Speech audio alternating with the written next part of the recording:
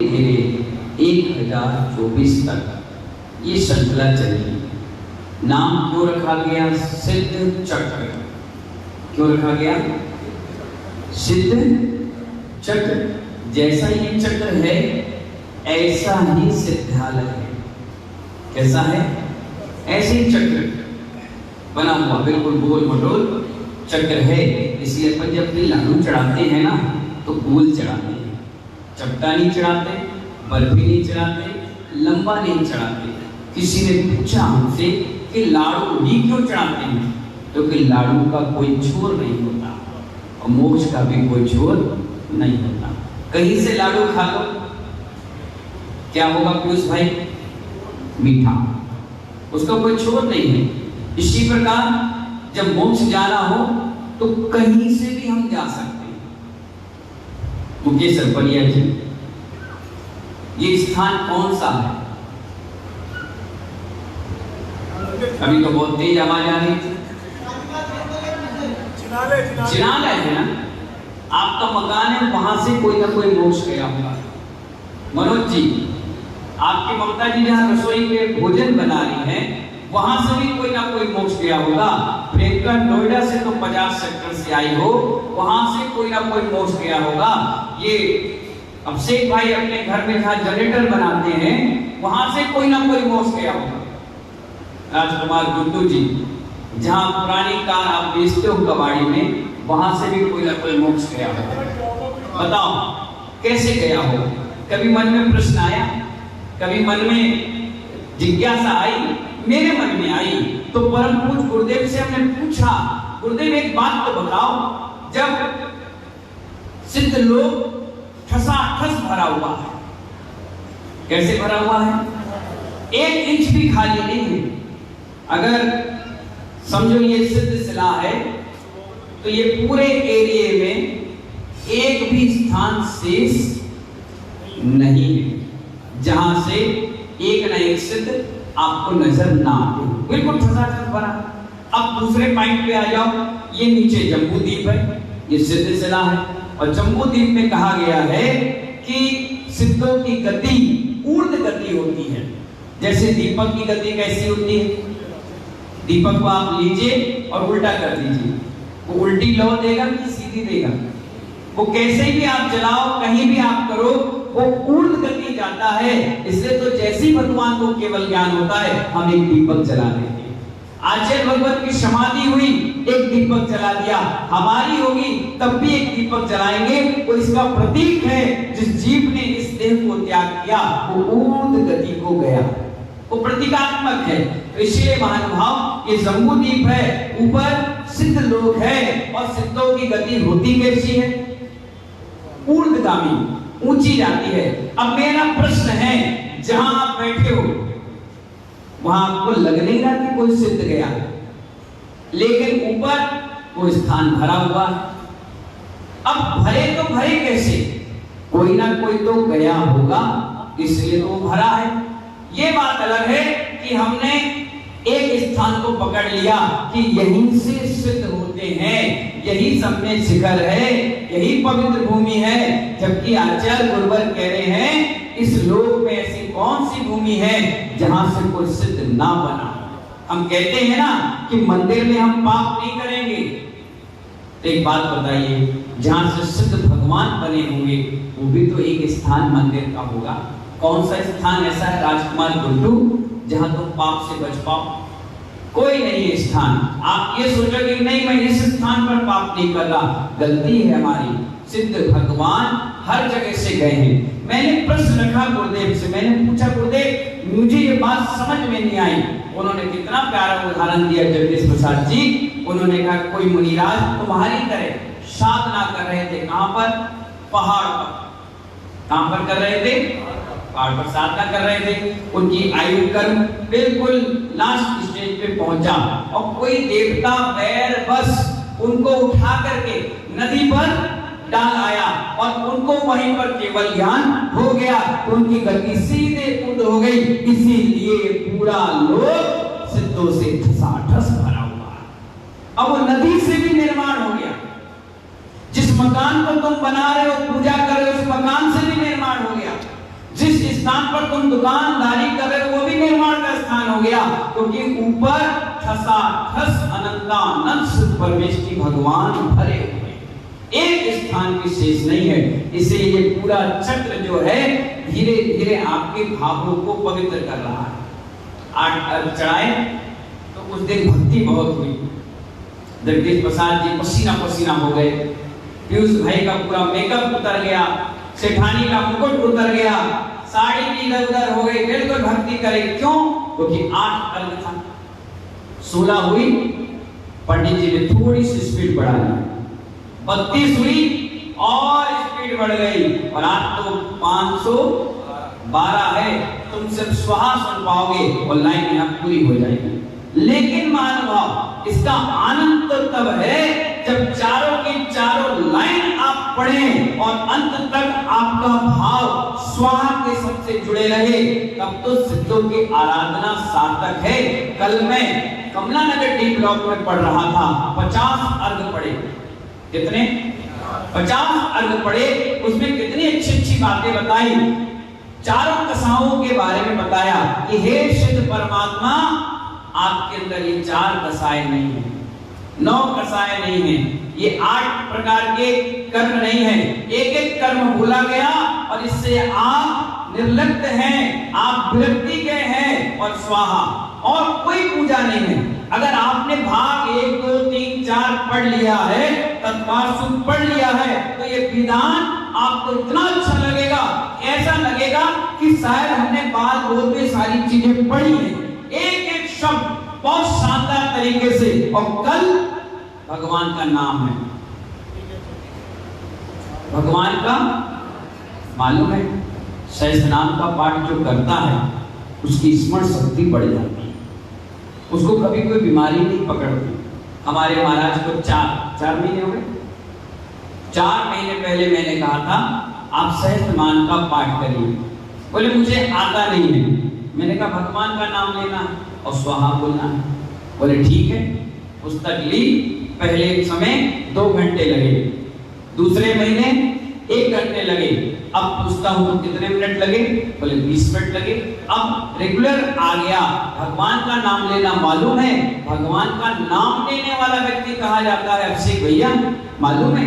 एक gate keeper होता है, हमारे मंदिर में होता है, आपके ऑफिस में होता है, भगवान के उस समोसरण में भी एक द्वारपाल होता है, जो भगवान का समोसरण चल रहा है उन्हीं के नाम की वो जयघोष लगाता है। सपोज करो पार्श्वनाथ के समोसरण में हम बैठे हैं, तो पार्श्वनाथ के समोसरण में लोकपाल और देखपाल नाम का व्यक्ति बाहर खड़ा होकर के धर्म चक्र पकड़ता है, गेट पर खड़ा होता है।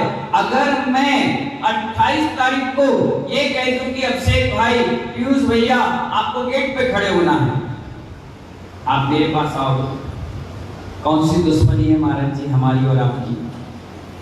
बताओ, मैं अध्यक्ष का लड़का, मैं महामंत्री, मैं मुख्य संयोजक, आप मुझे गेट पर खड़े कर रहे हो। बताओ, मंच पर बुलाओ तो चल भी जाए। मैंने 5 लाख खर्च किए, मैंने 15 लाख खर्च किया, मैंने 1 करोड़ खर्च किया, आप मुझे गेट पर खड़े कर रहे हो? नहीं महाराज जी, सिंपल लेके खड़े रहने दो, हर फोटो में मेरी फोटो आएगी, हर वीडियो में मैं आऊंगा, मुझे मनोज के बगल में ही खड़े कर देना, कम से कम लोग मुझे देखते रहे कि हाँ व्यक्ति है।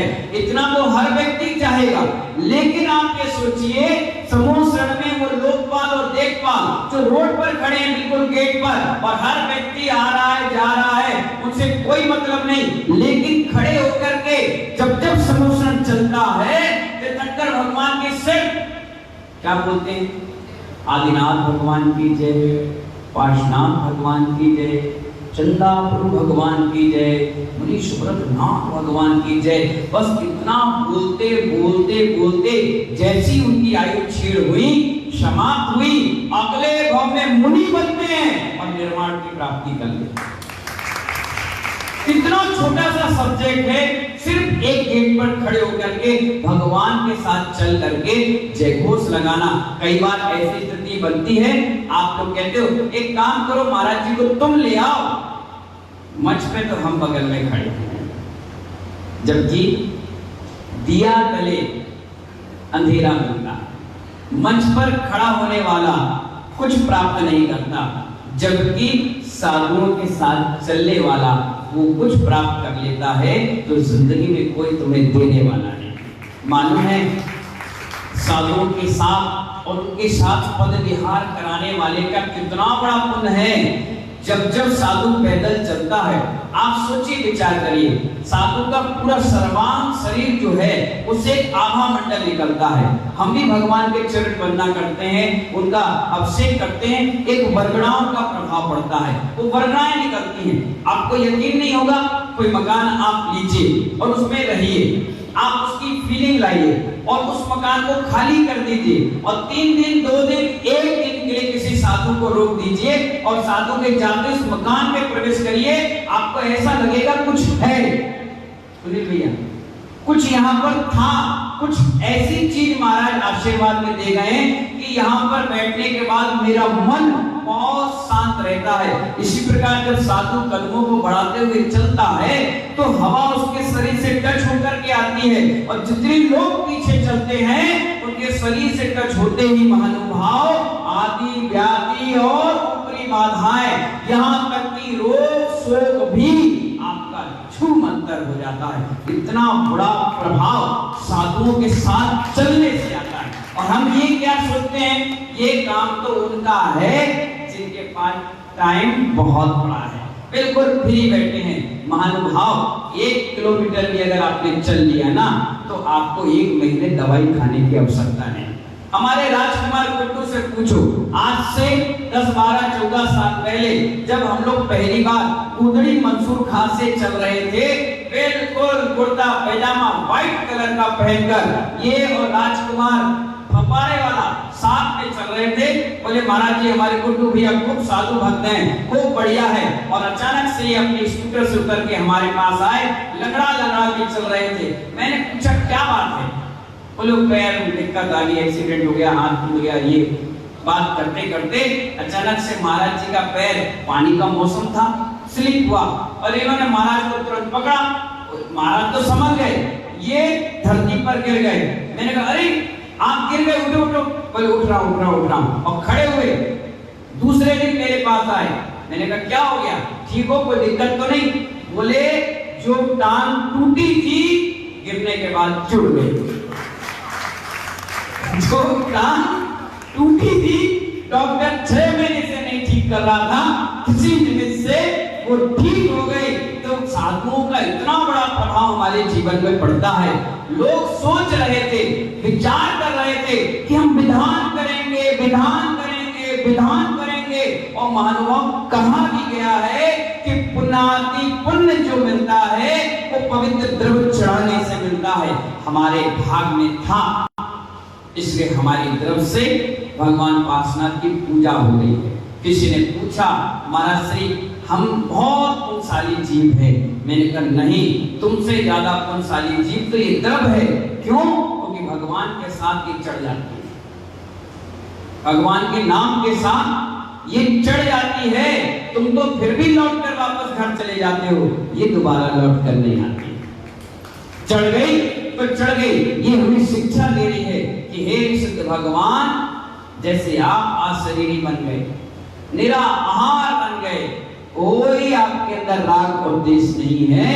ये सिद्धों की भक्ति करते करते हमें भी एक दिन सिद्ध भगवान बनना है। महानुभाव ये सुंदर सा विधान मैंने अपने जीवन में 49 विधान कराए। सबसे पहला विधान अपने नगर में कराया। जब पहली बार विधान हुआ, लोगों ने मुझसे कहा सिद्धक महामंडल विधान 8 दिन का होगा। मैंने कहा अरे यार, बड़े बुरे फंस गए। यहाँ तो अभिषेक करने का नियम था, अब 8 दिन बैठना पड़ेगा। महाराज बोले सिद्धक महामंडल विधान है। मैंने कहा ये क्या है? तो बोले विधान है, बढ़िया पूजा करना। मैंने कहा ऐसा नहीं हो सकता 10 मिनट में हो जाए। बोले नहीं। मैंने कहा 1-2 घंटे में? बोले नहीं। तो कैसे होगा? बोले 8, 16, 32, 64 लाइन से पढ़ते चले जाएंगे। मैंने कहा इससे होगा क्या? बोले एक बार करके देखो, फिर जीवन में कहोगे कि सिद्धक महामंडल विधान के अलावा कोई विधान मुझे करना ही नहीं, आनंद आएगा। मैंने कहा अच्छा, उसके बारे में बताओ। बोले नंदीश्वर दीप सुना है? मैंने कहा हाँ। कब? बोले आपके मुंह से। अच्छा, इससे पहले जानते नहीं थे? मैंने कहा नहीं। पंचमेरु जानते हो? बोले नहीं। बोले लंबे लंबे से ये खड़े हैं ना, यहाँ भी होंगे। हाँ, क्या है? दिख रहे हैं? ये पंचमेरु है। बोला ये क्या है? पहाड़ से? अरे पहाड़ से नहीं, ये तो यहाँ भगवान है, बहुत बढ़िया। मैंने कहा इसके बारे में आप पढ़ाओ पहले, फिर मैं विधान में बैठूंगा। ग्रीन क्लास में महाराज ने मुझे पढ़ाना प्रारंभ किया। ये नंदीश्वर था, ये पंचमेरु थे, ये स्वर्ण लवण समुद्र था, ये घाती गण था, ये नारी नरकांता रोही रोहिदासा, गंगा सिंधु रोही, ये सारी नदियां हैं। जब मैंने उसको बड़ी डिटेल से समझा, मैंने अरे बाप रे, हम तो कुछ भी नहीं करते। एक इंद्र अगर स्वर्ग का आ जाए और जो मुकुट आप पहन रखे हो नकली, अगर उसके असली मुकुट का एक छोटा सा कान के कुंडल का भी मणि यहां ला करके भारत में रख दिया जाए, तो अंबानी जैसे 100 करोड़पति अरबपति आ जाए तो उसकी कीमत आंक नहीं सकते। इतना बड़ा सौदर्भ इंद्र और उनका परिकर होता है। और ऐसे इंद्रगण 8 दिन की छुट्टी करके, कितने दिन की?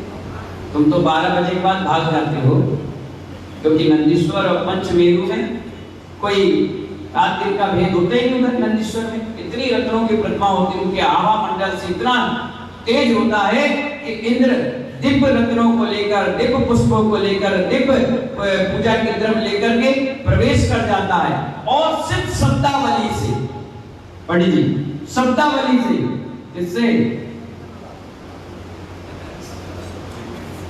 शब्दावलियों से भगवान की स्तुति करता है। पूरा विधान एक साइड और विधान की जयमाला एक साइड। भगवान का गुणगान है, भगवान का गुणगान अनंत परमेष्टि के, सिद्ध परमेष्टि के वहां गुणगान करते जाते हैं और थकते नहीं है, आलस नहीं करते। ना वहां कोई संगीतकार बुलाता है, ना सुनील ब्रह्मचारी जैसे बोलते हैं आओ भाई पीयूष, आओ भाई अभिषेक, आओ भाई जगदीश जी, आओ भाई इंद्राणी, नाचो गाओ चमर, बिल्कुल नहीं। वो तो सहज रूप से उनके कदम थिरकते हैं, सहज रूप से वो नाचते गाते हैं। और इतना नाचते गाते हैं, इतना नाचते गाते हैं कि उन्हें पता ही नहीं चलता कि 8 दिन कैसे निकल गए। ना उन्हें कुछ खाना है, ना उन्हें कुछ पीना है, ना उन्हें कोई नहाना है, ना कोई धोना है। बिल्कुल बेकरिया शरीर है और आराम से 8 दिन जाते हैं और 9वें दिन वो वहां से अपनी भक्ति करके निकल जाते हैं। और जाता कौन है? जो तुम पूजा यहाँ कर रहे हो ना, यही सब। इसीलिए आपके बचपन से आपको ठोक ठोक कर, बजा बजा कर संस्कार दिए जाते हैं कि आप मंदिर जाइए, अभिषेक करिए, अभिषेक के बाद पूजन पाठ और विधान करिए। कल के दिन तुम्हारे इस जीव ने देह को त्याग किया और मर के स्वर्ग गए, तो वहां भी आंख खोलते ही अपने अवधि ज्ञान से देखना कि मैं कौन था, क्या था और क्या कर रहा था। अगर आपको ये मंदिर, पूजा पाठ, शालीमार के भगवान पासना, डी ब्लॉक के महावीर भगवान और कर्मयोगी के नेमिनाथ दिखने लग जाए और यही माहौल आपको दिखेगा, तो आप अपने संस्कारों को नहीं भूलोगे और तुरंत उठोगे और 32 देवताओं के साथ नंदीश्वर जाकर के भक्ति आराधना करोगे। इसीलिए ये मत सोचना कि एक विधान करा लिया तो मेरा नंदीश्वर पक्का हो गया, एक पूजा कर ली तो मेरा स्वर्ग पक्का हो गया। महानुभाव, तुम तो बहुत बड़े झूठे हो। बिना स्वर्ग गए फोटो पर लिखते हो स्वर्गवासी। क्या लिखते हो? हर घर में लिखा हुआ है, हर पोस्टर में लिखा हुआ है, हर कार्ड पे लिखा हुआ है स्वर्गवासी। कभी उनसे पूछो वो गए हैं कि नहीं? जाने वाला चला गया और हम झूठ पर झूठ लिखते चले जाते हैं। इसलिए आचार्य भगवान यहाँ बता रहे हैं कि ये जो अपन विधान पूजा कर रहे हैं, ये सोचिए हम नंदीश्वर द्वीप पे बैठ करके अनंत अनंत सिद्ध परमेष्टि की आराधना कर रहे हैं। बार बार घड़ी देखने का काम नहीं, बार बार भोजन बना कि नहीं बना देखने का काम नहीं, बार बार सोचने का काम नहीं। तुम बहुत पुण्यशाली जीव हो। उस नंदीश्वर पंचमेरु में कोई दिगंबर साधु नहीं मिलने वाला, लेकिन हम पंचम काल के बहुत पुण्यशाली जीव हैं जो आपको सहज रूप में 2 युगल मुनिराज प्रवचन देने के लिए आ गए हैं। वहां नहीं मिलने वाले। तुम अर्घ लेके जाओ, सोने के डायमंड के सिरपल लेकर जाओ, वो पोस्टर बैनर लगा दो, एक साथ नहीं मिलेगा। ये तो तुम्हें मोटिवेशन के लिए आए हैं कि आओ इस भक्ति आराधना में हम निकल जाएं। इसलिए आप ध्यान रखिए, जब जब साधक की समाधि होती है उसी स्थल पर वो पिछी कमंडल 3 दिन 5 दिन 8 दिन के लिए टांग दिए जाते हैं। इसलिए तो जो जीव गया है वो वहां से एक बार देखने आएगा, मैं कौन था, उसे दिखेगा पिछी, उसे दिखेगी कमंडल, ओहो मैं मुनि था, उसके विचार तुरंत चेंज हो जाएंगे। और अगर ये चीज नहीं की तो क्या होगा, मैं कौन था, तो पता चला कचौड़ी खाते मिले, कोई समोसा खाता मिला, कोई लड़ता झगड़ता मिला, कोई धूप लगाकर गिनता मिला, कोई छुपाता मिला, तो वो भी वही हरकत करेगा जो यहाँ पर उसको दिखेगा। क्योंकि सारे देवी देवता अवधि ज्ञानी होते हैं, तुरंत उठेंगे, 16 साल की युवा की अवस्था में वो सब चीज भाप लेंगे। इसलिए महानुभाव ये पूजा पाठ बताई गई कि आप अपने भाव विशुद्ध करते रहें, यहाँ भी मिलेगा मिलेगा, और यहाँ से जब आप अगले पड़ाव पर जाओगे तो वहां भी आपको इसके संस्कार छोड़ेंगे नहीं। इसलिए साधुओं को 3 टाइम बताई गई, इसलिए बताई गई कि आप तुस मास भिन्नम करते रहो। और आप लोग क्या सोचते हो, एक बार कर ली फ्री नहीं, जब जब आपके पास व्यवस्था हो तब तक आप करते रहिए, करते रहिए। मुझे कल बहुत अच्छी बात लगी, हमारी उषा मासन जी आई थी, आधा घंटा बैठ करके गई। मैंने कहा बहुत दिनों बाद माता जी आप आए हैं, बोले बाहर चली गई थी, मेरी बड़ी भावना थी कि कल प्रवेश में आऊं, लेकिन स्वास्थ्य ठीक नहीं था इसलिए आ नहीं पाई। मैंने आपको एक विशेष आशीर्वाद देना है। बोले क्यों? मैंने कहा आपने अपने जीवन काल में सबसे अच्छा काम किया कि बाबूजी स्वरूप चंद मार्शन की स्मृति में आपने एक हॉस्पिटल के लिए जमीन दान कर दी, बहुत बढ़िया काम किया। बोले महाराज श्री चेत सागर जी महाराज बैठे थे, चर्चा चली हॉस्पिटल की, तो मैंने कह दिया ये जमीन हमने दान कर दी। जब विमल मार्शन जी के पास पहुंची तो वो कहने लगे तुमने कैसे कह दी? बोले देखो बाबूजी की चीज थी, बाबूजी के नाम से बन जाएगी, इकलौता लड़का है, लड़की अपने घर चली गई, एक लड़का कितनी जमीन में सोएगा, कितनी जमीन में रहेगा और कितना उसका सुख भोगेगा, दे दोगे तो जीवन पर्यंत समाज तुम्हारा उपकारी बना रहेगा, मानवता सेवा करता रहेगा। अब दे दो। मुझे इतनी अच्छी बात लगी कि आगरा जैसे नगर में भी ऐसे जीव जिंदा हैं जो जिंदा रहने के बाद भी महानुभाव दान पुण्य करते हैं। मुझे बड़ा गर्व है हमारे जगदीश प्रसाद जी पर, जिन्होंने 6 महीने पहले इस विधान के लिए आशीर्वाद दे दिया। मुझसे कहने लगे महाराज श्री विधान होना है, मैंने करो, आपका सानिध्य चाहिए। मैंने कहा भैया मैं अगर रहा तो आ जाऊंगा और नहीं रहा तो आशीर्वाद है। बोले हमने तो फोटो लगा दी। मैंने लगा दी है तो हकीकत में आ भी जाएंगे। और जबकि मेरा यहाँ आने का कोई टारगेट था ही नहीं, मैं तो आराम से बरासों में भक्ति कर रहा था और अचानक से माँ सरस्वती बोल गई कि नहीं तुम्हें जाना है, तो मैं चला आया। और चातुर्मास की यही कमला नगर आगरा में फाइनल हो गया। और सहयोग ऐसा है कि 49 विधान मैंने अपने जीवन में काल में किए। पहला विधान जब किया तो बड़ा अटपटा सा लग रहा था कि कितने 8 दिन बैठना पड़ेगा, कैसे करना पड़ेगा, कैसे होगा। और उसके बाद ऐसी लय लगी, पहले साल में 1 बार करता था, फिर साल में 2 बार हो गया, साल में 3 बार, अब तो साल में 10 बार शिक्षक महामंडल विधान हो गया। और इस बार 49 तो करके आ चुका, 50वें विधान में सानिध्य गए कमला नगर टीबला और 51 आपकी सालिमार एंगुलर पे हो गया। और हमारे जगदीश जी, पीयूष भाई, अभिषेक भाई, उनकी बहनें, इनकी बहनें, कितने सारे रिश्तेदार हमसे कह रहे थे जगदीश प्रसाद जी महाराज जी पूरा परिवार आ रहा है, आप अपना सानिध्य जरूर देना। मैंने कहा चिंता नहीं करो, चाहे कुछ भी हो मैं आऊंगा जरूर। जबकि अभी चातुर्मास की स्थापना हमारी हुई नहीं है, छूट है, जा सकते हैं कहीं भी, इसलिए सीधे चलकर टाइम टू टाइम आपके बीच में आ गए। एक एक तरफ मस्तक से लगाकर बड़े पुस्तक ध्यान ध्यान से पढ़कर एक एक शब्द को समझकर हम सभी को अर्घ्य चढ़ाना है। सहस्त्र नाम का पाठ निकल हो जाएगा, भगवान का सारा गुणानुवाद करना, और जब जब जयमाला का अवसर आए तो 50 काम छोड़ करके महानुभाव भगवान की भक्ति में उतर जाना। और पंडित सुनील शास्त्री जी से, ब्रह्मचारी सुनील शास्त्री जी से ये कहना, पंडित जी 10 मिनट लेट सही, लेकिन क्रिया में कोई समझौता नहीं, कोई समझौता नहीं। 10 मिनट लेट सही, कोई बात नहीं। जनरेटर एक दिन कम बन जाएगा, ट्रांसफार्मर एक दिन बाद में बिक जाएगा, हमारे में लोहा बाद में बिक जाएगा, सब काम बाद में हो जाएगा। लेकिन भगवान की भक्ति एक बार छूट गई तो पता नहीं दोबारा कब मौका मिलेगा। कई ऐसे भी लोग हैं जिन्होंने बैनर बनाए, फोटो लगाई, पातक हो गए, धोती दुपट्टा पड़ गए और पता चला सूतक लग गया, पातक लग गया, कर नहीं पाए, हो नहीं पाया, मर गए, जी गए। पटी साहब बैनर पे बैनर लगे रह गए, बचना की डेट निकल चुकी और उसके बाद ये जीव इस देह को त्याग कर दिया। भरोसा नहीं रहता सांसों का महानुभाव, जो जब जैसा करना हो तुरंत कर लेना चाहिए, और तुरंत कर लोगे तो उसका जीवंत आनंद आपको मिलेगा। इन्हीं मंगल भावनाओं के साथ सभी को बहुत बहुत मंगल आशीर्वाद। बोलिए महावीर भगवान की।